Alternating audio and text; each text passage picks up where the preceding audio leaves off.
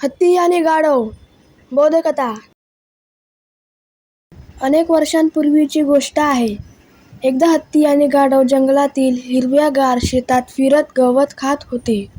गवत खातच गाढव हत्तीला म्हणाला, "हत्ती दादा, या निळ्या गवताची चव काही वेगळीच आहे ना?" त्यावर हत्तीने गाढवाला आश्चर्याने विचारले, "तू काय म्हणालास? निळे गवत?" "हो, या निळ्या गवताची चव अतिशय सुंदर आहे." गाढव आत्मविश्वासाने म्हणाला, "तू किती मूर्ख आहेस. हे गवत निळे नाही, हिरवे आहे." हत्तीने त्याची थट्टा करत म्हटले. त्यावर गाढव रागातच म्हणाला, "अरे दादा, तुझा मेंदूही तुझ्यासारखाच जाड झाला आहे. तुला या गवताचा निळा रंग दिसत नाही." गवताच्या रंगावरून दोघांमध्ये वाद वाढला. दोघेही एकमेकांना मारण्यास तयार झाले. शेवटी त्यांनी जंगलाचा राजा सिंहाकडे जायचे ठरवले. तेच ठरवतील कोण चूक आहे आणि कोण बरोबर. हत्ती आणि गाढव सिंहाजवळ पोहोचले.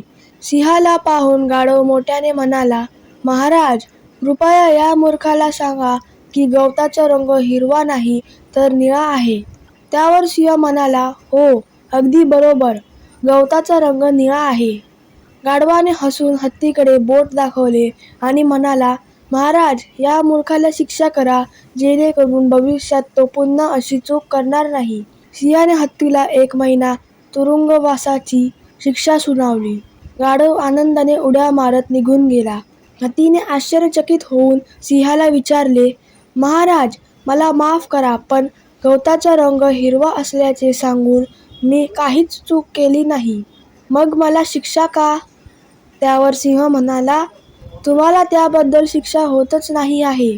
तुम्हाला शिक्षा होते आहे कारण तुम्ही एवढे बुद्धिमान असूनही गाढवासारख्या मूर्खाशी वाद घातलात आणि शिवाय ही समस्या सोडवण्यासाठी माझ्याकडे आलात आणि माझाही वेळ वाया घालवलात."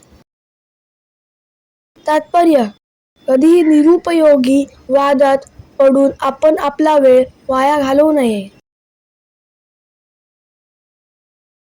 तर फ्रेंड्स, तुम्हाला व्हिडिओ आवडला असेल तर या व्हिडिओला लाईक करा, शेअर करा आणि चॅनलला सबस्क्राईब करायला विसरू नका. Thank you friends and bye bye.